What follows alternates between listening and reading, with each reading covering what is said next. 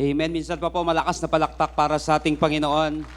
Amen. Praise the Lord. Good morning po sa bawat isa. Pwede po ba at least 2 o 3 tao batiin natin ang nakaka-bless na good morning? Yung nakaka-bless po na good morning para sa Kanya. Good morning mo pa lang, talagang nararamdaman niya na ang ating Panginoon.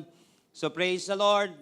Once again, good morning po sa bawat isa na nandirito ngayon, or good evening, magandang madaling araw kung sino man nakakanood sa atin sa iba't ibang parte ng daigdig. At totoo po mga kapatid, may mga nakausap ako both dun sa lahat ng, lalo na dun sa Facebook natin, pati yung sa YouTube natin, may mga kapatid tayo sa iba't ibang parte ng daigdig na kung saan dito lang sila sa ganitong kapamaraanan nagiging parte natin. Minsan bukas pa yan, minsan sa isang araw pa, dahil nga kakaiba yung lugar na kanilang kinalalagyan. Yung iba doon bulubundukin sa ibang bansa, yung iba doon masyadong malamig, yung iba naman sobrang init, yung iba naman talagang halos ikinukulong sila ng sitwasyon, yung iba naman ng kanilang trabaho, pero still, thank God dahil may ganito tayong mga platform na kung saan inaabot pa rin ng Panginoon kahit na sa mala-imposibleng sitwasyon. So praise the Lord, purihin po ang Panginoon sa araw na ito. Last week po, sinabi natin na para makalipat ka sa panibagong chapter ng iyong buhay, stop rereading the last chapter.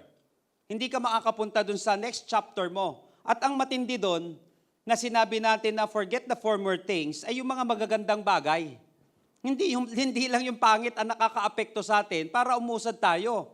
Dahil hindi na tayo nakaka-move on, dahil nga inaasahan natin na sana'y maulit muli yung mga dating nangyaring magaganda para magkaroon ka ng magandang bukas. At sinabi natin noong nakaraan, kayang gumawa ni Lord ng mas maganda kaysa dun sa magandang nangyari kahapon. Kaya nga forget the former things, the Lord is doing a new thing. And then, sinabi po natin mga kapatid na kung saan dapat mas nakafocus tayo dun sa windshield kaysa dun sa rear view mirror. Why? Hindi ka naman papunta dun sa likuran, ba't dun ka nagfo-focus? Pwede mo siyang gawing paaralan, pero wag mo siyang gawing kulungan ang nakalipas. Pwede mo siyang gawing paaralan, pero wag mo siyang gagawing kulungan. Kaya nga ang focus natin ay dun sa ginagawa ng Panginoon, dito sa hinaharap natin, at matuto na lang tayo sa ginawa at nangyari sa atin in the past. Kaya lang, ito ngayon ang siste. Minsan kasi, syempre, nakakaalala pa rin tayo. Minsan talaga, kailangan mong tumingin sa rearview mirror eh. Di ba, nakakaiwas din ng disgrasya yon, nakakatulong din siya. Kaya lang, paano kaya kapag ang nakikita mo ay hindi yung magandang alaala? Paano kaya kapag ang nakikita mo ay yung hindi magandang past? Ano ang gagawin natin na kung saan minsan isang word, na minsan isang, alam mo yon, isang bagay lang, isang sitwasyon na parang bigla-biglang naaalala mo, kaya pinapaalala sa'yo, nagiging hindi ka na agad okay. Paano ka makapangyarihan pa naman yan? Yung hindi magagandang mga bagay, yung mapapait na karanasan natin sa ating buhay. Hindi ko po papapaitin yung mukha ng bawat isa dito ngayon. Pero ito po yung pag-uusapan natin. Paano lumaya sa mapait na nakalipas para matikman mo ang matamis na bukas. Ulitin ko, paano makalaya sa mapait na nakalipas para matikman mo ang matamis na bukas. Ngayon ang tanong natin dito, tama ba yung is forgive and forget effective? Saka lang ako magpapatawad kapag nakalimutan ko na. Sa totoo lang po mga kapatid, hindi siya totoo. Hindi sinabi na natin yan. Hindi mo makakalimutan yan. Kasi nga may mga alaala ka 5 years. Ako nga, na-shock ako kasi may mga memories ako ng 5 years old, 6 years old, na kung saan, naaalala ko pa rin siya until now eh. Di lalo na, kung medyo may edad-edad ka na, maaalala mo pa rin siya. Uy, by the way, ang ganda ng series natin, hindi ko pa sana sasabihin, next month, Mind Traps. Itong mga mind traps na ito, pambihira, napakapapaliwanag ko po yan. Next week, kung ano yung thesis natin doon sa ating mind traps na yon. Okay, na lahat tayo naaapektuhan doon. Na akala mo okay lang yun, yung paulit-ulit na yung hindi naman totoo, ginagawa mong totoo sa isip mo. Di ba? Minsan yung totoo, na hindi na totoo, ginagawa mo pa rin siyang truth. Na yung minsan, may sarili kang, parang pinapaliwanag na rin, no? Minsan parang meron kang pamahiin sa isip mo, na kinukulong ka na pala, na pamahiin na yun. Kapag nagpupula ako every Monday, naku, mamalasin ako. Buong buhay mo, minalamalas ka. O kaya naman, inaatake ka nung ganong alaala. Ang tawag doon, mind traps ng mga psychologist. And even sa Bible, tinuturo yun. Ang ganda nun mga kapatid. Next week yon pag-uusapan natin. But dito, paano tayo lalaya sa mapait na nakalipas para matikman natin ang matamis na bukas? Kasi hindi mo pwedeng makalimutan eh. Pero, pwede kang makalaya. Pwedeng hindi mo makalimutan, pero pwede kang makalaya. For example, ito, basic mga kapatid eh. Nakalimutan ba natin yung pang-aalipin sa atin ng mga Kastila, ng mga Amerikano at mga Hapon? Hindi naman eh. Pero nakalaya tayo. Nakuha mo kapatid, ganun din sa buhay natin. Pwede kang lumaya kahit na naaalala mo pa rin, kahit na nakasulat siya, kahit andun na yun eh. Andun na yung history yon. Ang importante ngayon, yung destiny mo. Andun na yung history yun. Ang importante ngayon, yung destiny natin. Kaya lang, ang $1 million question dito is paano nga? Ano ang gagawin ko? Okay? I want you to open your Bible with me in Genesis chapter 45, verse 5. Isang verse lang tayo. Pero titignan natin yung context nito. Kaya, basahin natin yung verse 1. Saka hanggang verse 8 lang. Tapos mamaya, may mga ilang mga bagay na papakita ko po sa inyo dito sa book of Genesis. Pero isang verse lang tayo. Pero umpisa muna natin bago tayo mag-arrive dun sa verse 5. Okay? Context before and after the text. Okay? Immediate context. Tignan natin ito. Verse 1. Joseph could not stand it no longer. Okay? Paliwanag ko muna ito. Ba't hindi niya na mapigilan? Kasi nga, nagkaroon ng matinding kahirapan sa Egypt. Okay? Tapos mamaya dyan, pumunta dun yung mga kapatid niya, natuklasan niya na mga kapatid niya yon. At sinabi yung kalagayan ng kanilang tatay na namimiss yung kanyang anak na si Joseph at hindi niya lalong kakayanin na kung saan kasi ina-arbor ni Joseph si Benjamin yung bunso niyang kapatid. Silang dalawa magkapatid kasi kay Rachel. Okay, na mahal din naman itong si Jacob na wala na nga si Joseph eh. Ngayon, si Benjamin na lang yung inaasahan. So parang miss na miss din itong kuyang ito, yung kanyang bunsong kapatid. Kaya lang, hindi pa nila natutuklasan kasi hindi naman harapan yan usually. Malayo, lalo kaharap mo yung isa sa mga pinakamataas na opisyal ng pinakamakapangyarihang empire at that time. Yun nga ay si Joseph. Governor siya ng lahat ng mga bagay na meron si Paraon. Mamaya, kwento tong mga kapatid, naiiyak na tong si Joseph. Okay, naiiyak na. Parang gusto nyo nang aminin na siya na yun. Ayun na. Okay, verse 1. Joseph could not stand it no longer. Out, all of you! Siyempre, di mo na mapigilang umiyak. Minsan mahirap yun sa isang king. Mahirap yun sa isang tatay ang umiyak. Pero hindi mo maiiwasan yun. Pero ang ginawa niya, pinalabas niya yung mga tauhan niya, natira na lang doon yung mga kapatid niya. Out, all of you! He cried out to his attendants, and he was left alone with his brothers. 2. Then he wept aloud. His sobs could be heard throughout the palace. Biruin mo yung iyak na to, naririnig pa rin. Throughout the palace. And when the news was quickly carried to the Pharaoh's palace. Sabing ganon. So kumalat na ito, itong balitang ito. Verse 3. I am Joseph. Inamin niya na sa mga kapatid niya, ako ito. I am Joseph, he said to his brothers. Is my father still alive? But his brothers couldn't say a word. They were so stunned with surprise. 4. Come over here. By the way, ba't na-surprise? Sila yung gumawa ng kalokohan sa kapatid nila. Kaya nga nila, patay na, pero binenta talaga nila ito. Pero siyempre, hindi na alam kung ano na nangyari. Kinainggitan. Ayan, tapos kung ano-ano nang mapapait.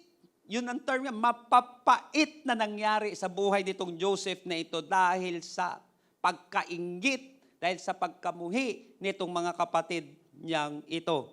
They were stunned with surprise.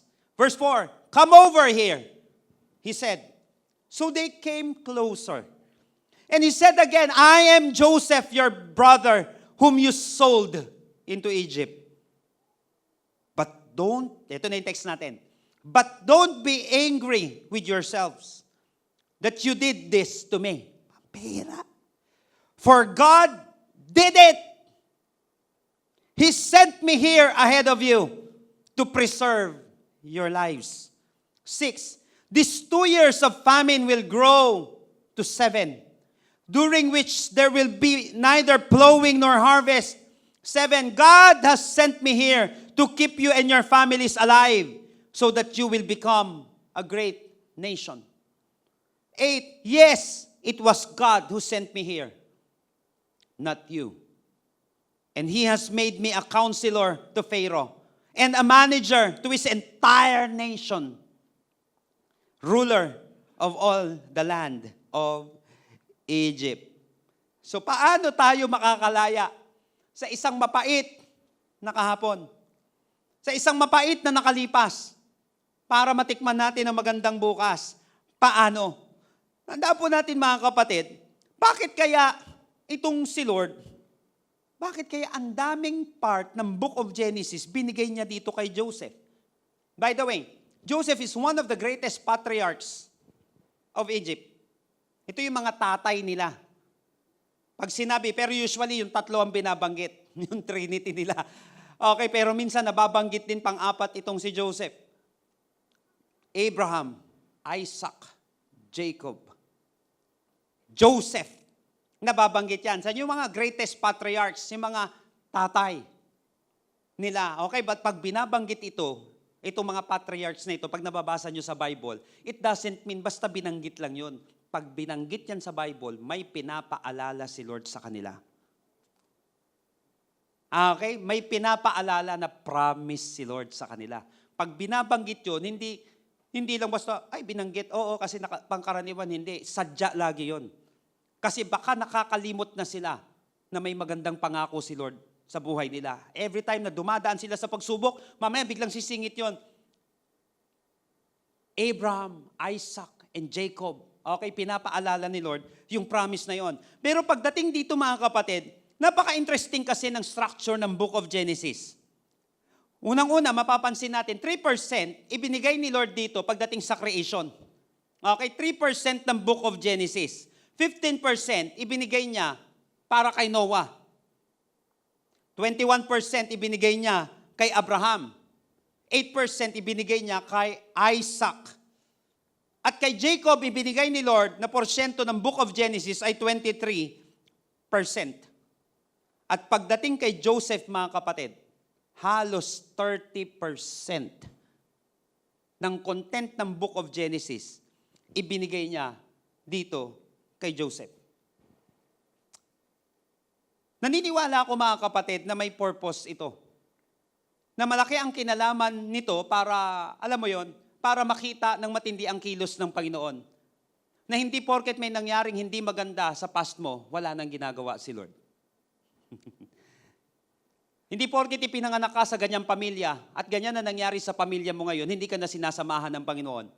Because a lot of people may ganyan kapag nahihirapan na, parang nawawala na si Lord sa eksena, parang hindi na siya kasama. Sa mga nakakaalala sa kwento ng footprints in the sand. Naakala niya hindi na siya sinasamahan ng Panginoon.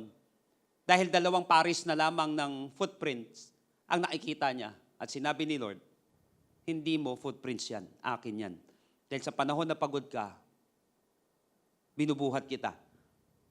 Minsan dumarating sa panahon ng buhay natin na kung saan parang wala na si Lord dahil nahihirapan tayo. Kaya dito ipinapaalala sa atin ng Panginoon na kung saan huwag mong kalilimutan na kasama mo pa rin ako sa panahon na tila baga masama ang nangyayari sa buhay mo. So, mapapansin natin mga kapatid, verse 5. Sabi niya dito, but don't feel badly. Don't blame yourselves. Pag sa iba to, sige, isisiya mo sarili mo. Salanan nyo yan, kaya ako nagkaganig-ganito. Hindi. But don't feel badly. Don't blame yourselves for selling me. God was behind it. God sent me here ahead of you to save lives. Paano lumaya sa mapait na nakalipas para makatikim tayo ng matamis na bukas? So join me in our message entitled Freedom from the Past. Freedom from the past. Paano tayo makakalaya dito sa mapait na nakalipas natin para matikman natin yung magandang bukas? Kasi minsan, kapag tila baga parang hindi nangyayari, hindi maganda yung nangyari sa iyo in the past, parang wala na yon. Kapatid, may mga bagay na kung saan pangit na nangyari sa iyo na parte yan ng magandang bukas mo. Kaya lang, dahil nga sa pait, ang nararamdaman natin yung pait ng nakalipas na yon, ng mga nangyari sa atin. At hindi natin alam, kayang mag-turn nung mapait na yon sa isang napakatamis na bukas natin. And let me tell you this, hindi ka magkakasakit dito sa matamis na bukas dito. Hindi ka magkakadiabetes dito. Dito magkakaroon ka ng breakthrough. Paano lumaya sa mapait na nakalipas para matikman mo ang matamis na bukas? Sino na po sa inyo ang ready na at excited ngayong umagang ito? Magsabi nga po ng malakas na amen. Number one. Paano ang gagawin natin? Paano ako lalaya sa mapait na nakalipas na ito para matikman ko maganda o matamis na bukas na ito? Naniniwala ko kayo mga kapatid, meron sa atin dito dumaan sa napakaraming mga battles, nakaranas ng matintinding mga pait na nakalipas. At dito kapatid, bubuknawa, dalangin ko, buksan ng Panginoon ang ating mga spiritual eyes. At buksan ni Lord ang ating mga puso. Dahil naniniwala ako may magandang gagawin si Lord sa buhay mo. Kaya mo maririnig ang mensahe ito. Pwede po ba palakpakan muna natin ang Panginoon sa umagang ito? Praise the Lord. Praise the Lord. Number one, yung 3 points natin ngayon, is verse 5 lang natin, makikita natin itong 3 napaka-importanting bagay. Paano tayo makakalaya sa mapait na nakalipas natin? At paano natin matitikman yung matamis na bukas natin? Chapter 45, verse 5. Makikita natin ito sa 5a, 5b, at 5c. Number 1, tignan natin dito. But don't be upset and don't be angry with yourselves for selling me to this place. Sabi dito, but don't upset yourself. Ang pangit na nang ginawa sa'yo, sasabihin mo pa, don't be upset. And don't be angry with yourself for selling me to this place. How? Paano ako makakalaya? At paano ko matitikman yung magandang bukas ko? Number 1, remove bitterness. Remove bitterness. Bitterness means anger and disappointment at being treated unfairly. Hindi ko sinasabing maging hangal tayo. May mga sitwasyon na kung saan, of course, kinakailangan natin harapin ng, minsan masakit talaga ito, magsasacrifice ka, na masasaktan ng iba, pero may mga sitwasyon, discern mo muna. Okay? I-discern mo munang maigi. Ang unang kapamaraanan dito mga kapatid, mamaya papakita natin yun, na napaka-importante nitong matanggal muna ito. You have to remove bitterness. Ito yung anger, ito yung disappointment, kasi may pangit na ginawa sa'yo. Okay? Sa totoo lang mga kapatid, valid yun.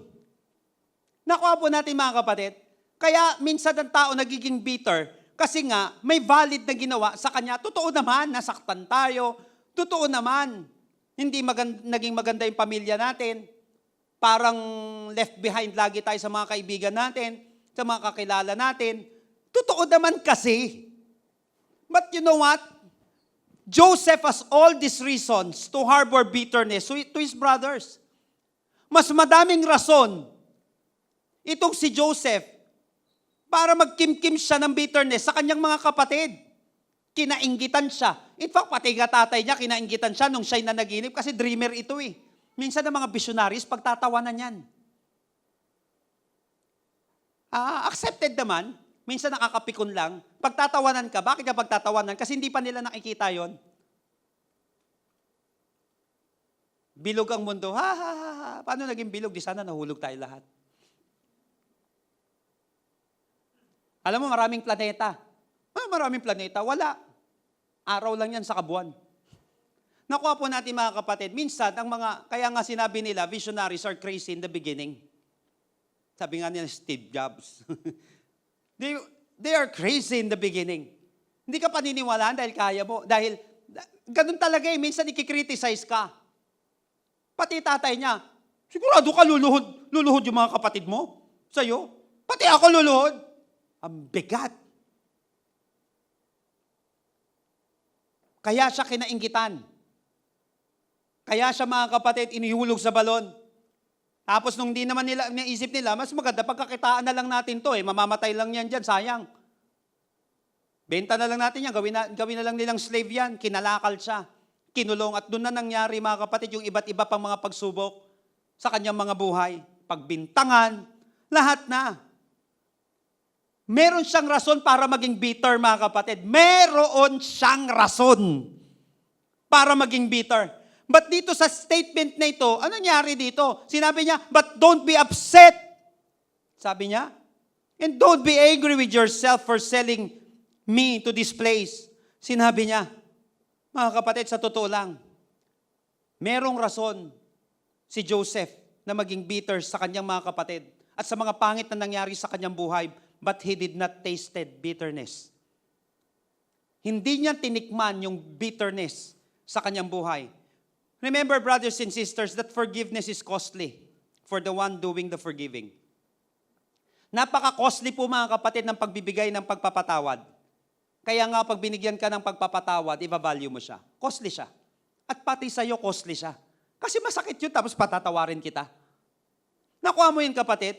When God forgives our sins, hindi naging madali yun. Kailangan ialay ang kaisa-isang bugtong na anak. Kailangan masaktan ng ating Panginoong Sukristo. Napansin mo kapatid, ang forgiveness costly. Magkaroon lang ng kapatawaran ng ating mga kasalanan, may masasaktan. Kuha natin mga kapatid. Kaya hindi basta-basta, kaya kapag ikaw nagpapatawad ka, hindi simple yung ginawa mong pagpapatawad. Costly yan. Kayamanan yung forgiveness na yan. Una sa'yo. Pangalawa dun sa tao. Why? Kasi minsan malaya na yung ibang tao, pero ikaw hindi pa malaya. Kasi nag-harbor tayo ng bitterness sa ating buhay. Minsan masaya na sila, pero ikaw inis na inis, hindi ka makalaya, prisoner ka ng unforgiving spirit. Ulitin ko, valid naman yun. Kaya lang, ang tendency niyan, sa isang valid na bagay, hindi na ako umuusad. Valid akong magalit, valid akong gumanti. Kaya lang, puro ganti na ang ginagawa ko sa aking buhay. Paano ako lalaya dito? Kaya nga napaka-importante, you have to remove bitterness. Una pa lang, don't taste bitterness. Huwag mo siyang titikman. Malalasahan at malalasahan mo lagi siya. Tandaan natin kapatid, may paglaya sa pagpapatawad. Sabi minsan ni Robert Kiyosaki, don't be so bitter about a bad experience from your past that you miss the opportunities in front of you. Ulitin ko, don't be so bitter about the bad experience from your past that you miss the opportunities in front of you. Kasi minsan mga kapatid, marami tayong oportunidad na nami-miss because of bitterness. Galing ito sa isa sa pinaka matatagumpay na tao sa buong mundo. Isang tao na hindi rin maganda naging past. Remember this, that forgiveness is a power that breaks the chains of bitterness. Yun nga lang ang maganda. Paano mo mabibreak itong chain ng bitterness na ito? Forgiveness is the power that breaks the chains of bitterness. Para nang sa gayon, makita natin yung mga oportunidad na nandoon sa ating hinaharap, kailangan ng forgiveness. Kailangan matanggal itong bitterness na ito. Alam niyo po, sa totoo lang mga kapatid, kaya nga sinabi natin dito, hindi niya kinain itong bitterness na ito eh. Mahirap tumikim ng kapaitan sa buhay. Mahirap kapatid. You know what? Sometimes it is not what you eat that matters. Sometimes maraming hindi magagandang nangyayari sa atin ngayon, sa katawan natin, dahil sa mga kinain natin. But may mga bagay mga kapatid, that it is not what you eat that matters. It is what eats you. Minsan hindi yung mga kinakain natin eh. Kundi ano yung kumakain sa atin. Ano yung kumakain sa atin? So ibig sabihin, huwag ka magpapakain sa bitterness. Bitterness will never make you a better person. It will never make you a better person. Tandaan mga kapatid, mawawala ang tamis ng buhay the moment maging bitter ka. Mawawala ang tamis ng buhay the moment maging bitter ka. Because bitterness imprisons life, but forgiveness releases it. Bitterness paralyzes life, but forgiveness activates it. Bitterness sours life, but forgiveness sweetens it. Bitterness sickens life, but forgiveness heals it. Bitterness blinds life, but forgiveness brightens it. Napakadami mga kapatid na magagandang pwedeng magawa sa atin ng forgiveness. At ano yung napakarami rin hindi magagandang mangyari sa atin because of bitterness. Ano ang dapat natin gawin? You have to bury your bitterness. Kailangan ilibing na yung bitterness na yan. Kasi nga mga kapatid, the root of bitterness can grow deep in these settings. Lalo na kapag hindi magaganda yung nangyari sa'yo, sa totoo lang, iniwan ka ng nanay mo, iniwan kayo ng tatay mo, ganyan na nangyari sa in the past, may mga nanloko sa'yo. Sa totoo lang mga kapatid, sapat na mag-grow yung bitterness sa ganyang klase ng settings. But remember this, that God can tear out the truth as He did for Joseph. Kayang tanggalin ng Panginoon yung bunutin ng Panginoon, yung mga ugat na yan. Katulad ng ginawa niya kay Joseph. If Joseph had blamed his family for all his troubles, kapag siya'y nag-alaga, kapatid, ng bitterness sa kanyang buhay, he might never have seen the day when he would save his family and millions of people. Kung nag-harbor lang si Joseph, kapatid, ng bitterness, hindi niya nakita yung matamis na bukas niya. Bakit? Buong buhay niya eh. Mamaya may babanggitin ako sa inyo dito. Kasi sapat magkaroon, kapag ang isang tao nasaktan, sapat na rin na manakit siya. Proven yan, kapatid. At sapat na rin, kaya ako nananakit ngayon, kasi sinaktan mo ako eh. At ganun na yung magiging pattern ng buhay ko. At madalas mga kapatid, hindi ko na mararanasan ngayon yung magandang bukas ko dahil dun sa ginawa ko. Kasi may mga bagay na hindi nabunot sa akin. Ano yon? Bitterness. Bitterness. Lahat po tayo mga kapatid, may kanya-kanyang mga mapapait na karanasan sa buhay. Yung kasama mo mukha lang matamis, maasim, pero may mapait din na pangyayari sa buhay niyan. Tignan mo yung katabi mo, di ba? Ganda-ganda lang yan sa kapogi niyan, pero sa totoo kapatid, daming mga pangyayari niyan sa buhay niya. Nasapat para maging bitter tayo eh. Nasapat para kamuhian mo lahat ng tatay, kamuhian mo lahat ng nanay, kamuhian mo lahat ng mga lalaki. Yan kayong mga lalaki, mga manluloko kayo. Kayo ay mga babae, mga malalan, di kayo. Lahat na lang. Kayong mga ganyan mga buhay ninyo. Nakuha po natin, sapat yan para mangyari sa atin. At yan mga kapatid, once na nag-ugat yan, tumutubo yan. At minsan, ang hirap bunutin yan. Pero kayang bunutin yan ng Panginoon. So paano tayo lalaya sa mapait na nakalipas para matikman natin ang magandang bukas? You have to remove bitterness.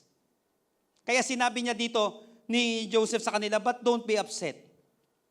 And don't be angry with yourself for selling me to this place. Malalaman mo na remove na yung bitterness, no? Huwag na kayo magalit. Huwag na kayo ma-upset sa sarili nyo. Huwag nyo sisihin sarili nyo, si Lord nagpadala sa akin dito. Si Lord nagpadala sa akin dito. Sa totoo lang, kung di mo ako sinaktan, mamaya, makakapakita natin, hindi sana nangyari sa akin to eh.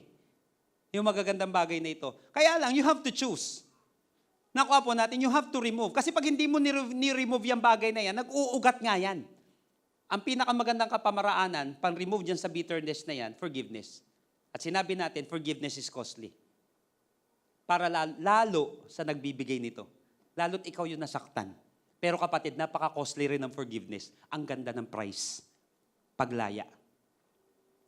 Paglaya, magandang bukas, yung mangyayari, remove bitterness. Nangyari po sa akin yan, mga kapatid. Siyempre, magtatanim ka ng galit sa tatay mo eh. Tatanim ka ng galit sa tatay mo. So buong buhay ko ganun. Tapos pwede pala na kahit na nasa Bible school na ako, nagli-lead na ako dati, pwede pala nagpapastor na ako, pero may bitterness na hindi na-uproot sa buhay ko. May hindi na-uproot. Kaya lang sabi ko, hindi pwedeng ganito na nagpapatuloy ako na kung saan may bitterness. Kinakailan lumaya ka dyan. kinakailangan magpatawad ka. Kasi minsan nakakalaya yung mga tao sa paligid mo pero ikaw hindi because of bitterness. At ang power ng forgiveness, napakatindi.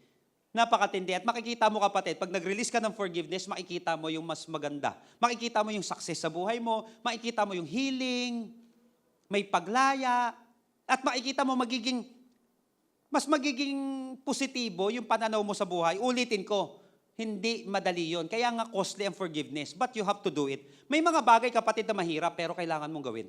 Nakuha natin yun kapatid. Mahirap mag-aral pero kailangan mong gawin. Mahirap gumising pero kailangan mong gawin. Pag di ka gumising ngayon, di tulog ka pa. Nakuha po natin mga kapatid, mahirap maligo lalo na malamig. Mahirap yung mga ginagawa natin, pero may mga bagay na mahirap, pero kailangan mong gawin. Kasi parte siya, kapatid, ng tagumpay mo. Number 2, sabi dito, but don't feel badly. Don't blame yourself for selling me. Okay, remove bitterness. Pangalawa, ano sabi ni Joseph dito? God was behind it. Verse 5b, God was behind it. Paano lumaya sa mapait na nakalipas para matikman mo ang matamis na bukas? Number 2, reflect God. Biruin mo kapatid, sinabi niya gano'n, don't feel badly. Don't blame yourselves for selling me. Anong susunod niya? Hindi lang gano'n eh. God was behind it. Pampera. You know what? One of the most noticeable characteristics of Joseph throughout these chapters is the centrality of God in his life. Napaka-noticeable yung sinabi ko mga kapatid na nearly 30% na content na ibinigay sa kanya ng Panginoon. Dito sa book of Genesis, napaka-noticeable doon yung centrality ng Panginoon sa kanyang buhay. Kasi kapatid, kapag ako lang, yung galing ko lang magpatawad, kunyari ang galing ko, kunyari ang bait ko, kakapusin ka nun kapatid. Maniwala ka. Kasi babalik-balik yan eh. So kinakailangan mo ng pundasyon dito. Kinakailangan mo ng katuwang dito. Kapag ikaw kapatid ay magre-remove ng hindi maganda at gusto mo kapatid mag-move sa mas maganda na sitwasyon ng iyong buhay, you have to reflect God. God was behind it. Ang lupit nun. Kasi it settles everything. Pag sinabi mo, sovereignty ng Lord, tapos na. Sabi ko sa mga estudyante ko dati sa apologetics class, paano magdi-defend ng pananampalataya. Sabi ko sa kanila, sulat nyo lahat ng mga greatest questions nyo sa buhay. Greatest questions, sulat nyo lahat. Tapos kinategorize namin. Lahat ng ba't ganun si Lord? Ba't naglikha pa siya ng impyerno? Ba't naglikha? Sana pinatay niya na lang si Satanas. Di ba matitindi? Mga valid na question. Pinatay niya lang si Satanas para wala nang ganito. Tingin mo pag namatay si Satanas, wala magiging masama. Pero mga kapatid, sa dulong-dulo, ba't pa may impyerno? Sana burahin na lang yung impyerno. Sabi ko, gusto ni Lord. Apake mo. Mas matalino ka kay Lord? Pag malinaw sa'yo, mas matalino ka kay Lord. Sabi ko sa kanila, may isa lang naman yon, pero may mga reasons pa doon. Okay? Kasi gusto ko munang turuan ng sovereignty ni Lord. Na may mga bagay na gagawin ni Lord. Matuwa ka o malungkot ka. Na pananampalatayaan mo lang, magsasubmit ka na lang, sasabihin mo, Lord, mas magaling ka, mas marunong ka kaysa sa akin. Pilikmata mo na lang, di mo nakakayang gawin eh. Ang liit-liit na bagay eh. Si Lord, wala yan, simpleng-simple yan. Nakuha natin mga kapatid, pagbalinaw sa atin yung sovereignty ng Panginoon, bakit may ganyan? Eh gusto ni Lord. Mag-submit ka na lang. Tiyak yan, may dahilan yan. God can explain, darating ang panahon. May mga bagay na kaya natin i-explain ngayon, pero may mga bagay na hindi natin kayang explain. Because when reason ends, faith begins. Pag may mga bagay na hindi mo na maipaliwanag, simulan mo ng manampalataya. Bakit ganito yung nangyari sa buhay ko? Bakit ganito? Maniwala ka na lang. God was behind it. Sabi niya, God was behind it. Kitang-kita yun kay Joseph. Mga kapatid, don't be angry with yourself that you did this for me. God did it. Sabi niya sa Living Bible. Ang lupit nun. God did it. He sent me ahead of you to preserve your lives. So sinasabi lang ni Joseph dito, don't be angry with yourselves because God is in control. Ito yung sinasabi kong sovereignty ni Lord. Don't be angry with yourself because God is in control. The same God who is in control of the universe is the same God who is in control over our situation. Kapag naniniwala ka, galing ni Lord, no? Na-control niya tong mundo. Hindi nagra-rumble-rumble yung mga planets, hindi nagra-rumble-rumble tong mga stars. Nagawa nga ni Lord yun eh. Kontrolado nga ni Lord yung buong universe eh. Buhay mo pa. Yung sitwasyon mo pa. Kaya lang minsan, para nahihirapan tayong i-capsulize yun. Nahihirapan tayo mga kapatid na ilagay sa isang sitwasyon, lalo na sa sitwasyon natin. Pero kinakailangan, maalala natin mga kapatid, you have to reflect God. Sinabi niya, God was behind it. Like what I'm always saying, kapatid, kapag may nangyayari, pag may nangyayari sa buhay mo, sino sa inyo ngayon, kapatid, may mga magagandang nangyari sa kanilang buhay, pero may hindi maganda. Yung iba sa inyo pumasa, abogado na ngayon, doktor na ngayon, architect na ngayon. Nakapasa ka, pero meron dito, hindi ka nakapasa eh. Alam mo, marami ako nakakilala, bumagsak sa board exam, pero napakatalino. So sabi ko, baka hindi para sa'yo yan. O kaya baka may gustong ibang gawin si Lord sa buhay mo. And I've seen that. Nakakita ako ng mga tao, mga kapatid, na hindi naman mag-exam kayo Kasi may mga nagtagumpay din naman yun. Ang importante lang dito, dapat tignan mo kung anong kilos ni Lord sa buhay mo. Pag sinabi niyang gawin mo to, gawin mo to. But don't be upset. Why? Tanda mo to, kapatid. Always look the hand of God behind every event. Lagi mong titignan yung pagkilos ni Lord. Kaya sinabi ko, you have to reflect God. Tignan mo yung kamay ng Panginoon sa bawat event na nangyayari sa buhay mo. Kaya ka pala hindi pumasa ng ganito, yung pala magiging magaling kang negosyante. Hindi mo alam. Dahil yun ang hugot mo eh. May hugot ka eh. Okay, hindi na.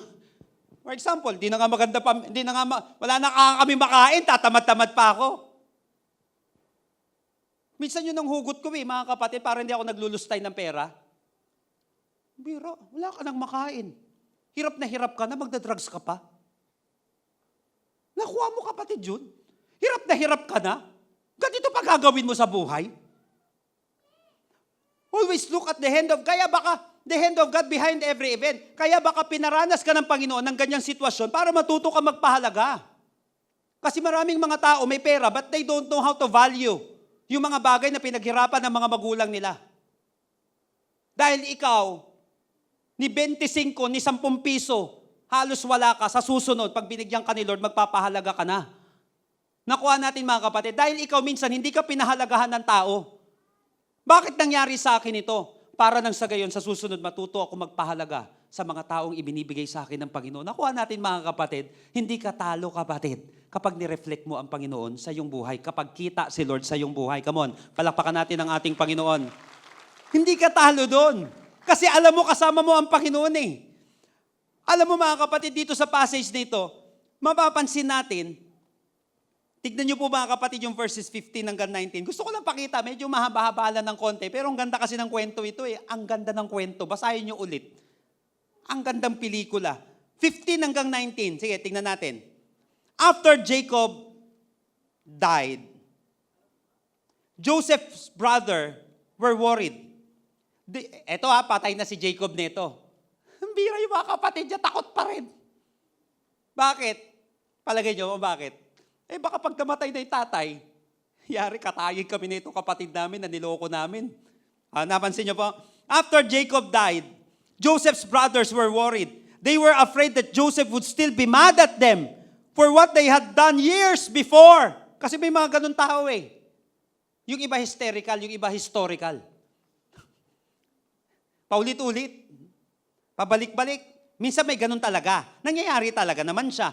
They said, maybe Joseph still hates us for what he did. Silang di makalaya. Si Joseph, ito yung sinasabi ko eh. Minsan nakalaya na yung ibang tao, ikaw nakakulong pa rin eh. 16. So the brothers sent this message to Joseph. Pinadala ng message yung kapatid nila. Before your father died, he told us to give you a message. Ito. He said, tell Joseph that I beg him to please forgive his brothers for the bad things they did to him. So now, Joseph, we beg you, please forgive us for the bad things we did to you. We are the servants of God, the God of your father.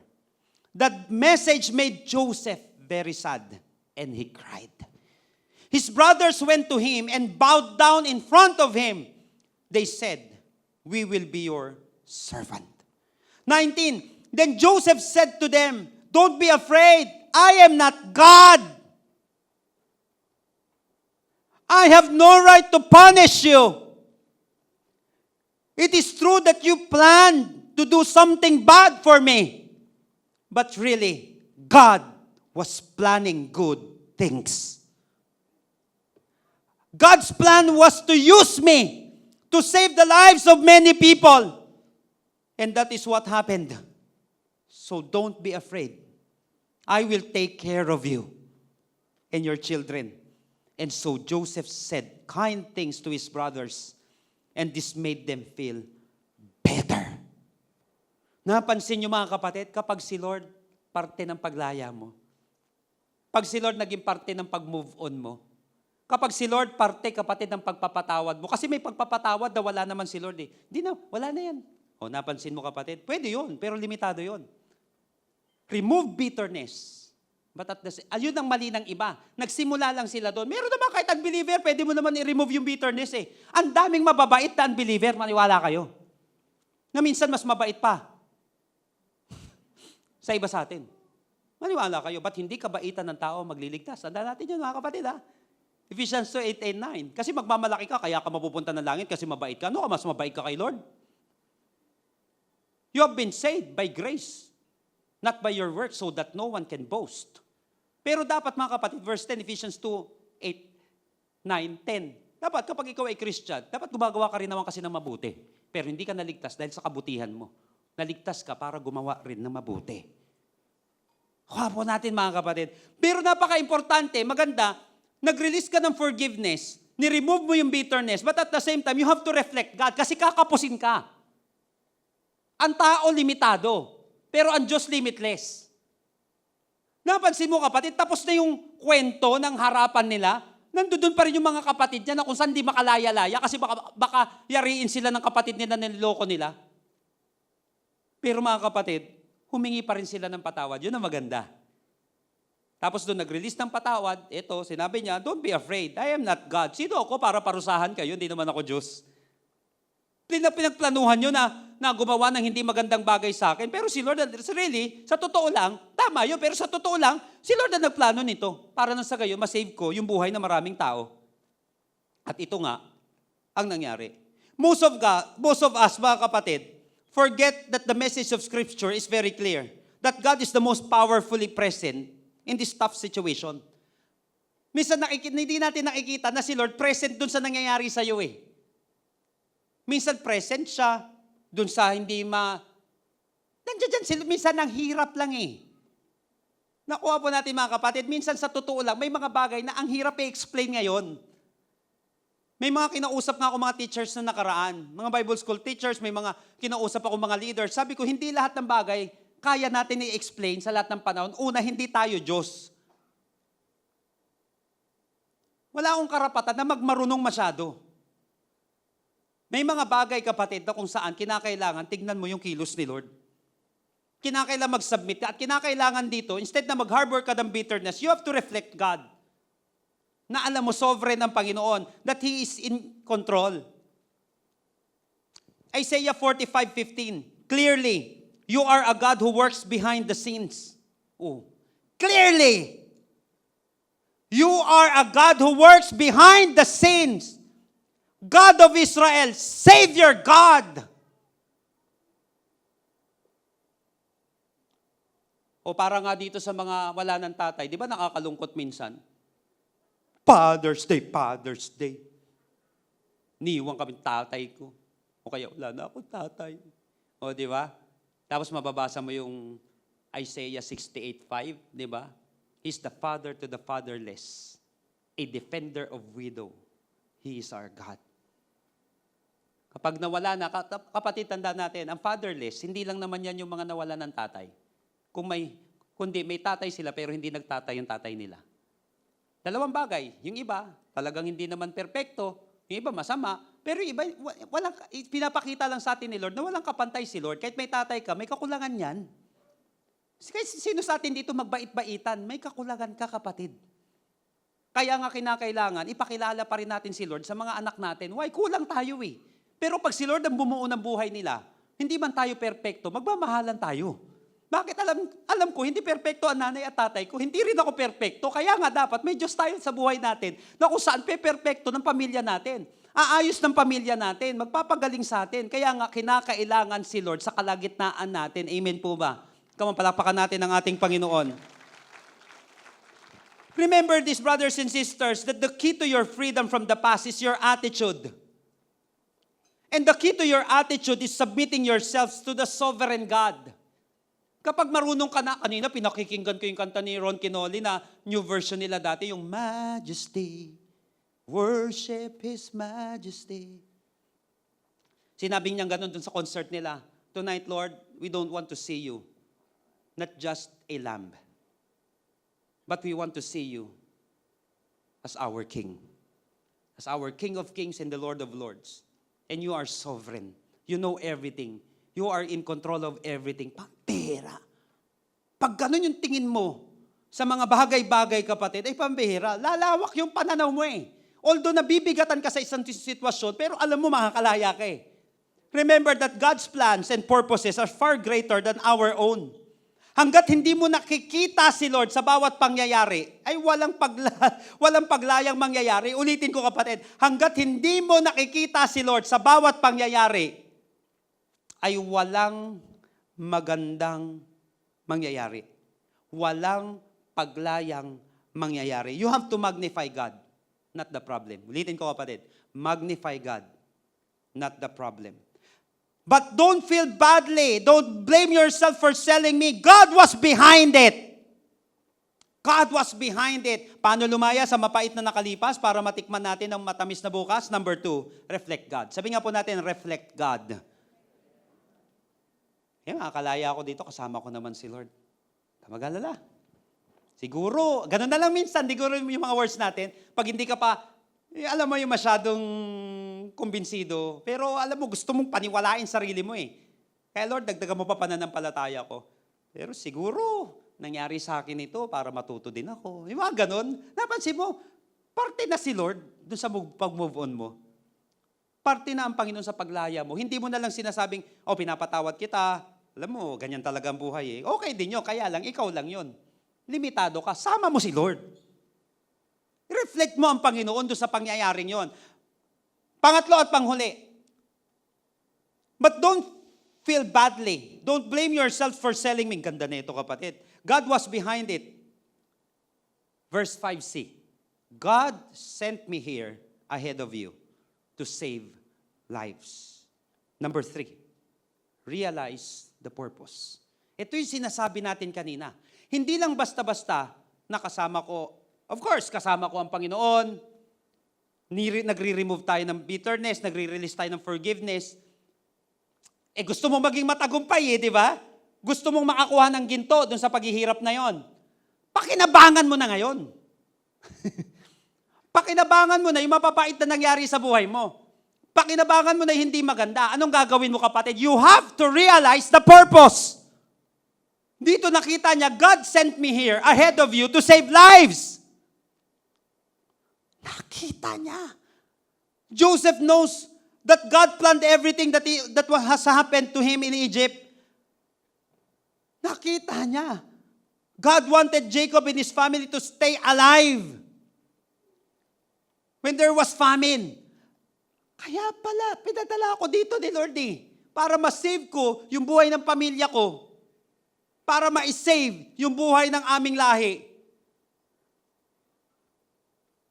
Para nang sa gayon, mabuhay sila sa panahon ng taggutom.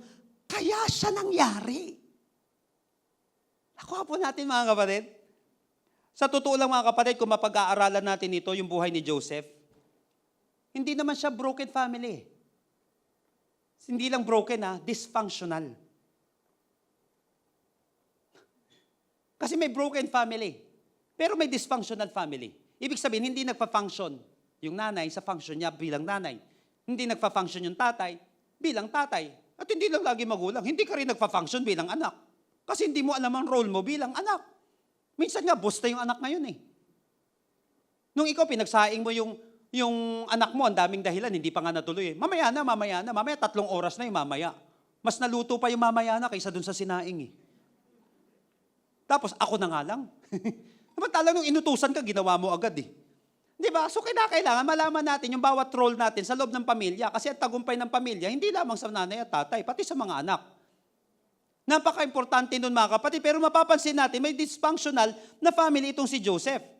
But mga kapatid, don't allow the wrongs committed against you to become an excuse for you to have a poor decisions in life. Huwag mo kapatid, nagagamitin yung mga hindi magagandang nangyari sa pamilya natin, sa buhay natin, para, pakinig ka maigi dito, para gumawa ka ng mga pangit na desisyon sa iyong buhay. Ito yung sinasabi ko sa kanina mga kapatid. One of the great curses of secular psychology in our society today is that it emphasizes the external circumstances of life. Sinasabi ng secular psychology na yung mga nangyari sa iyong buhay, yan ang dahilan kung bakit nangyayari sa yan ngayon. Sa kabilang banda, may katotohanan. Kaya lang, alam niyo po mga kapatid, ang naging damage nito, hindi ka maigi dito kapatid. Kaya naman ako ng rape kasi ni-rape din ako eh. Nakuha niyo mga kapatid? Yan ang pinapakalat ngayon. Kaya naman ako may pangit na ginawa, nag-aabuso ngayon kasi in-abuse din ako eh. Kaya naman nararanasan ko tong identity crisis na ito kasi may nag-abuso sa aking mga tao. Kapatid, alam ko valid yun. Ang hindi valid, yung ulitin mo yung ginawa sa'yo. Pero sa secular psychology, sasabihin, okay lang yan, intindihin mo siya. Tama yung intindihin. Ang hindi ko iintindihin, yung uulitin mo, yung hindi magandang ginawa sa'yo ng tatay mo. Yung hindi magandang ginawa sa'yo ng tao, di dumoble-doble na yan, nag-multiply na. Yung hindi magaganda. Nakuha natin mga kapatid, yung pwedeng hindi maganda. May mga nakausap na kayo mga tao, ganyan, na ang idinadahilan nila sa hindi magandang kinalalagyan nila ngayon kasi hindi naging maganda yung past nila, valid. Pero may mga bagay nga kapatid na mahirap, pero kinakailangan mong lumaya doon. Ang gagawin mo ngayon, realize the purpose. May mga tao mga kapatid, napakakonti lang ng mga tao na nag-i-examine ng mga choices nila na ginagawa sa kanilang buhay. Ito ba kapag inulit ko, makakabuti ba sa akin ito? Ito ba pag ginawa ko rin, makakabuti ba ito sa akin? Kaya lang maraming mga tao mga kapatid, hindi ganun yung sinasabi nila. Pero tayo mga kapatid, lagi mong i-declare that my past does not determine my destiny. Hindi yung past ko magdi-determine ang destiny ko. Yung past ko ganito. Pero hindi porket nasaktan ako, ang destiny ko manakit na rin. Or habang buhay, sinasaktan na lang. Na kung saan hindi na ako nakakalaya. Minsan mga kapatid, may isang alcoholic na father na kung saan may 2 siyang anak. May 2 siyang anak. One became an alcoholic, but the other drank only milk tea. Yung isa, lahat ng alak, ininom niya. Yung isa naman, milk tea ang iniinom na lang. When the first son was asked why he was an alcoholic, alam sinabi, bakit ka lasinggero? What do you expect? My father was an alcoholic. Hinto ko muna yung kwento.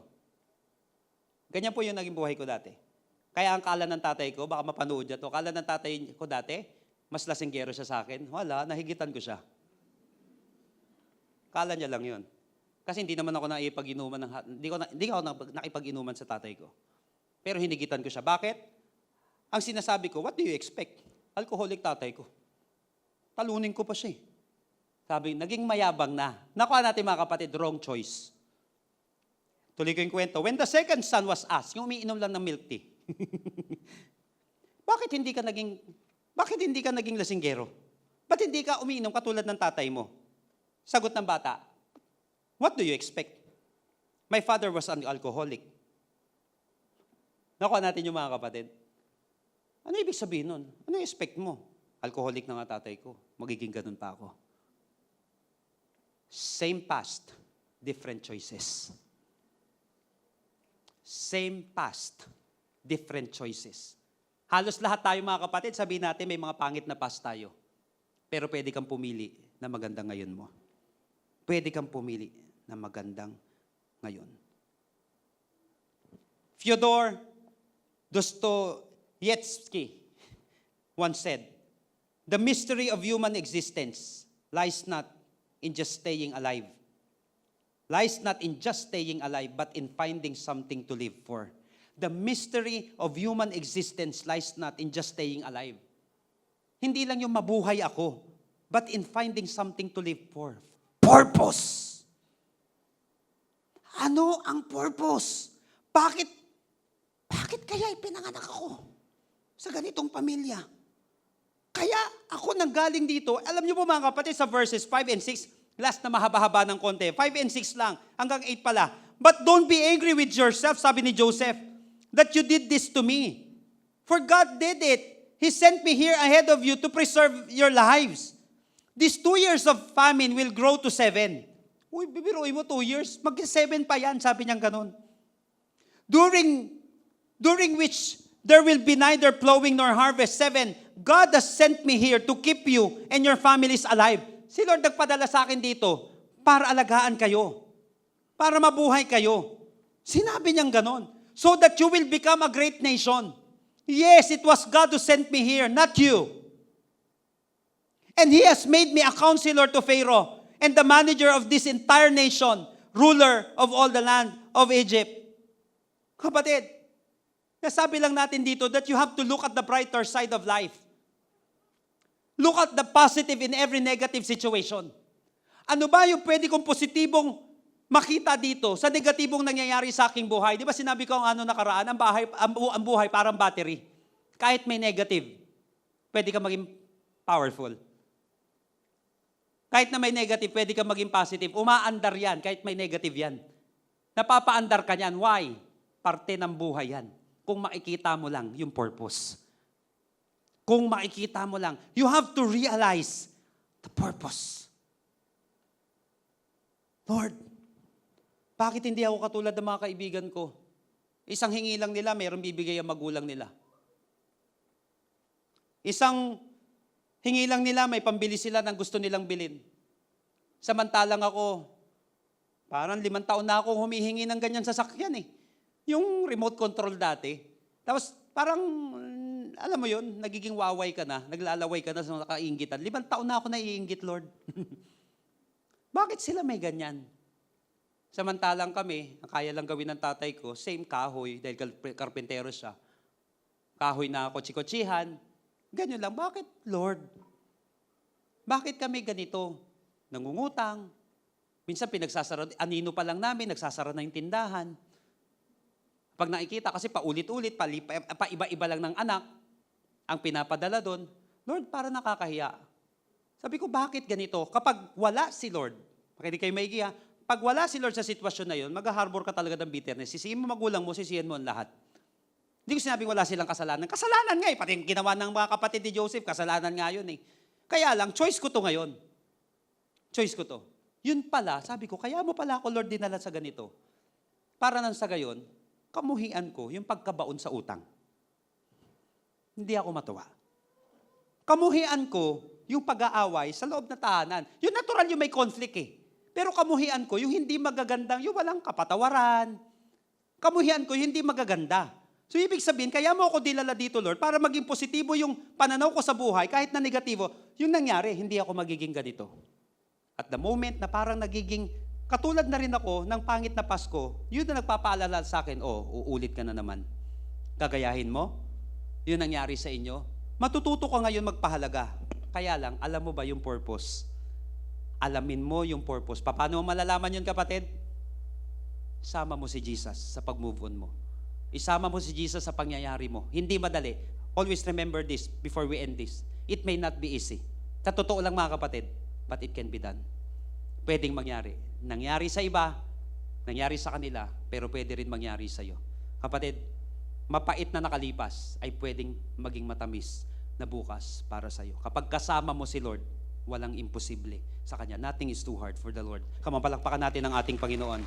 Praise the Lord. Tayo pong lahat ay tumayo sa presensya ng ating Panginoon. Paano lumaya sa mapait na nakalipas para matikman mo ang matamis na bukas? Number 1, ano pong gagawin natin? Remove bitterness. Pangalawa, reflect God. Huwag lang tayong nagmamagaling. Di ba nagmamagaling? Pero kaya ko to. Papatawarin kita. Hindi. Sama mo na rin si Lord. Total din naman, ginawa mo na yung magandang bagay na yan. Sama mo na si Lord. And then realize the purpose. Lord, bakit ako bumagsak? Lord, bakit ba? Hindi ko pa nakukuha itong prayer request. Ako po ganyan, lalo tumatagal na. Bakit wala pa itong prayer request? Yung pala, the Lord is teaching me patience. Kasi para nang sa gayon, pag malaki na yung blessing, mas pasensyado ka na. Mas matindi na yung patience mo. Nakuha mo kapatid, pag inaalam mo yung dahilan, pag inaalam mo yung dahilan at sinasama mo si Lord, tinitingnan mo yung sovereignty ng Panginoon, hinahanap mo yung magagandang bagay sa pangit na pangyayari eh. Hindi ka naghahanap ng lupa, hindi ka naghahanap ng putik, hindi ka naghahanap ng dumi. Ang hinahanap mo, yung treasure dun sa pangyayaring hindi maganda. Para kang isang minero kapag naghahanap ka ng purpose. Nakuha mo kapatid? Sa dami-dami ng putik, sa dami-dami ng dumi na hindi magandang nangyari sa buhay mo, of course, ito yung sinasabi natin, nakikita mo yung dumi. Pero hindi kasi dumi ang hinahanap ko. Ang hinahanap ko, yung kayamanan. Dito sa mga nangyaring ito sa aking buhay. Nakikita mo siya, pero hindi yun ang hinahanap mo. Kundi yung kayamanan. Kapatid, wala tayong matatanaw na magandang bukas kung pangit ang pananaw natin sa buhay natin ngayon. Wala tayong matatanaw na magandang bukas kung pangit ang pananaw natin sa buhay ngayon. Listen to this, brothers and sisters. Suffering to God's people is not always bad. God can use the most painful time of our lives for His good. Hindi lahat ng mga suffering sa atin ay pangit. At sa mga anak ng Diyos, mga kapatid, yung mga sufferings na yan, ginagamit ni Lord yan para sa mas magandang purpose niya. Sa totoo lang mga kapatid, tignan lang natin sandali. In Joseph's case, malinaw sa kanya ito. Tignan natin itong mga if na ito. If the brothers don't sell Joseph into slavery, he never gets to Potiphar's house. Napansin niyo ba? Kung hindi siya ibinenta, hindi siya mapupunta dun sa Potiphar's house.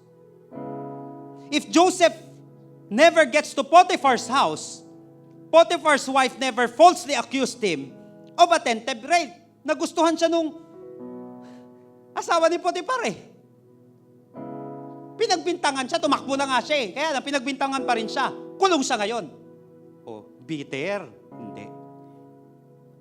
If Potiphar's wife does not falsely accuse Joseph of attempt of rape, he never gets to prison. Bihira. Kung hindi siya napagbintangan na rapist, hindi sana siya nakulong. If Joseph never gets to prison, he never interprets the cupbearer's dream. Eh, nandun din yung cupbearer. Na-interpret niya yung dream ng cupbearer. Alalahanin mo ako paglaya mo, cupbearer, pinagkakatiwalaan ng hari yan. Pataas na ng pataas. Kita niyo po mga kapatid, connecting the dots. If Joseph never interprets the cupbearer's dream, he never comes to the attention of Pharaoh. Nung yung Pharaoh na nangangailangan ng interpretation ng dream, sabi nung cupbearer, nakalimutan niya na nga si Joseph eh. Yun naalala, ay, may naalala ko, may nakasama akong ganyan. Doon sa kulungan. Pansin niya. If Joseph never interprets the cupbearer's dream, he never comes to the attention of Pharaoh. If Joseph never comes to the attention of Pharaoh, he never becomes the second most powerful man in Egypt. If Joseph never becomes the second most powerful man in Egypt, many Egyptians die. And all in Jacob's household die. So if this chain of events is broken at any link, the final outcome changes. Kung hindi doon sa mga pangyayaring yon, may mga gaps. Hindi sana nangyari ito. Minsan yung akala mo hindi maganda nangyari sa buhay mo, balang araw pasasalamatan mo at pasasalamatan ka ng mga tao. Na minsan may isang nasaktan, pero nakilala ang Panginoon at ngayon ginagamit ni Lord sa buhay ng ibang tao. At ginagamit ng Panginoon na magandang testimony na may Diyos na nagpapalaya, na may Diyos na gumagawa ng himala. Kapatid, kapag kasama mo si Lord, hindi pwedeng sira ang future mo. I want you to close your eyes right now.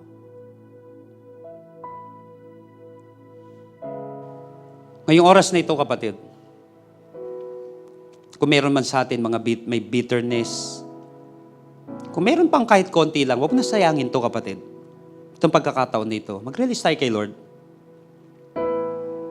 Lord, remove this bitterness. Yung alaala, dyan lang yan. Pero susunod, kahit na nakakakita ka ng dumi, ang hahanapin mo, kapatid, yung kayamanan. Lord, but remove this bitterness. Kasi pag nagmimina ka, ang tinitignan mo lang yung dumi, tutuloy mo pa ba? Hindi na. Pero pag nakita mo, ang hinahanap mo yung maganda, tutuloy ka sa buhay kahit may pangit na nangyari. If you are this person right now, and you want God to uproot that bitterness in your heart, at nais mo, palayain ka ng Panginoon sa hindi magandang mga nangyari in the past mo. Halos lahat tayo may ganyan. But if this is your first time, kapatid, na kung saan you want to surrender everything to God, at gusto mong i-acknowledge yung sovereignty ng Panginoon, Lord, you are in control. Pero Lord, mahirap para sa akin, pero tulungan mo ako, Lord. Pagharian mo ang buhay ko, Panginoon. Inaamin ko, Panginoon, walang mangyayari sa buhay ko kung wala ka. Hindi ko maiisip ang lahat ng ito. Hindi ko magagawa. Kaya, Lord, kailangan po kita sa buhay ko. If you want Jesus to be the King of your life, if you want Jesus, kapatid, to save you from that situation, kapatid, ngayong oras na ito, I want to challenge you. Put your faith in Jesus right now. I want to challenge you. Itataas mo yung kamay mo na mabilis. Sandali lang, kapatid. Pag bilang ko ng 3, taas mo yung kamay mo. And mananalangin tayo and make it your personal prayer.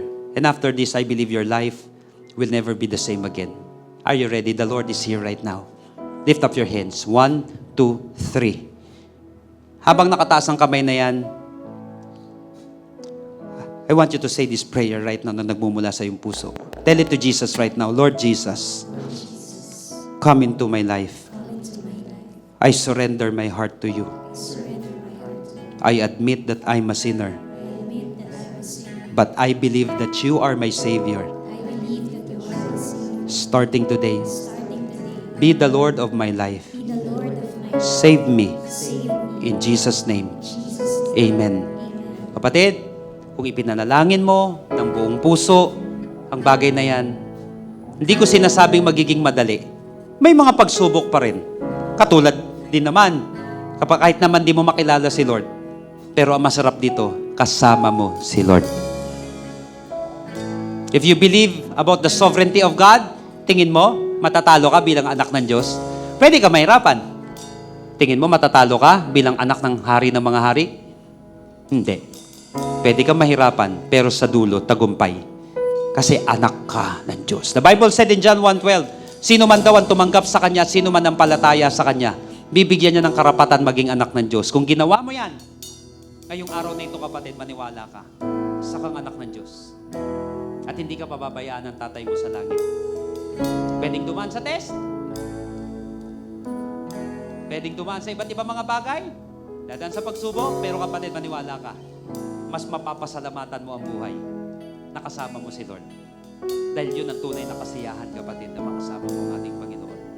And for those of you right now na may hina-harness pa rin na bitterness sa iyong buhay, maybe naging bitter ka sa tatay mo pero wala na siya, sa nanay mo, hindi ka pa rin mag-release ng forgiveness, kapatid. Pabunot mo lang kay Lord. Ngayong oras nito. Or maybe may hindi magandang nangyari sa iyong buhay, ipabunot mo sa Panginoon yan. Ngayong oras na ito. May paglayang mangyayari. Father, in the name of Jesus. Baka, kapatid, listen to this. Baka minsan may karamdaman, hindi magagandang bagay na nangyayari sa iyo kasi may hindi magandang nangyayari eternally. But I believe today God will heal someone. Pagbibigay si Lord ng breakthrough. Ama namin sa langit na makapangyarihan sa lahat, I lift up to you, my brothers and sisters. Ngayong oras na ito, Panginoon, anumang bitterness, Lord, galit, Panginoon, nabalit naman, Lord, nangyari sa Kanya, Panginoon. But today, Panginoon, hindi namin hahayaan, Panginoon, na mag-ugat ang bagay na ito. Sa pangalan ng Panginoong Hesus, I remove that bitterness, that anger, in the name of Jesus. Come out of that heart. Come out of that mind now. Lord, in the name of Jesus, I pray for peace which transcends all understanding. Hindi mapaliwanag na kalayaan, na kapayapaan, na kayo lamang ang napagbibigay. Palayain mo po ang bawat isa sa karamdaman, Panginoon. Palayain mo po ang bawat isa, Panginoon, sa kasalanan na nakatanikala sa pangalan ng Panginoong Hesus. Palayain mo po kami, Panginoon, sa hindi magandang bukas. Maganda, Panginoon, na nakalipas namin para nang sa gayon, magiging malaya kami sa aming bukas, Panginoon, at maranasan namin ang mga magagandang bagay na inilaan mo sa aming buhay. Ngayong oras na ito, kapatid, tanggapin mo ang pag-ibig ng Panginoon. Mahal na mahal ka ni Jesus, sasamahan ka niya. Sasamahan ka niya. May maganda pang nangyayari sa iyong buhay. Personally, ngayong oras na ito, i-release mo yung mga bagay na yan. Mag-release ka ng forgiveness, mag-release ka na kapatid ng mga bitterness. At simulan mo, kapatid, na tanggapin ang mga pagpapala na inilalaan sa iyo ng ating Panginoon ngayong oras na ito. Maraming salamat po, Lord. Dahil ngayong oras na ito, Panginoon, somebody in this place is experiencing liberty. Free. Makakakita ang kapatid ng dumi na hindi magaganda. Pero ang hahanapin mo ay yung tagumpay. Ang hahanapin mo, kapatid, yung magandang plano sa iyo ni Lord. Kung hindi ka natuto magpahalaga dati, kapatid, kaya pala nangyari sa iyo yun, guys, tutulungan ka ni Lord na magpahalaga ngayon. Kung ikaw gumawa ka ng masama dati, kalimutan mo na yung kapatid dahil tinuturuan ka ng Panginoon ngayong oras na ito na matuto rin naman magpatawad at magkatulad ng dati. Tignan mo ang magagandang bagay sa mga hindi magagandang bagay na nangyari sa iyo.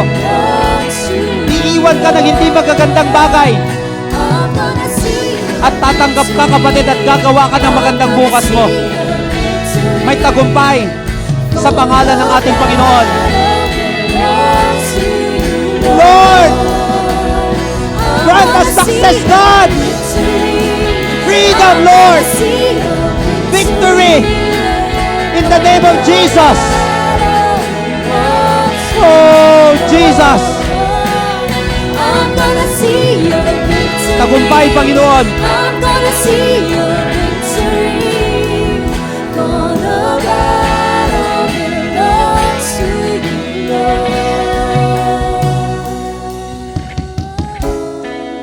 Marahil, Panginoon, kaya kami may battle. Kasi, Lord, may napakagandang victory ka rin matitikman, Panginoon. Salamat po, Panginoon. The battle is not ours, indeed. The battle is the Lord's. Salamat po, aming Tatay sa langit. Salamat po, Panginoon, dahil naging tatay ka sa amin. Sa mga tao, Panginoon, na wala na yung tatay nila, still nagiging tatay ka. Sa amin, Panginoon, na may tatay kami, pero hindi naman, Lord, perfecto katulad namin. Ikaw yung pumupuno ng mga pagkukulang na yun. Kaya marapat lamang, Panginoon, ikaw ang maging sentro ng aming buhay, ng aming pamilya. Salamat, Panginoon, dahil kinakausap mo kami. Salamat, Panginoon, dahil pinapalaya mo kami. Salamat, Panginoon, dahil pinapagaling mo kami. Salamat po, Panginoon, dahil binibigyan mo kami ng magandang bukas, Panginoon. Salamat po.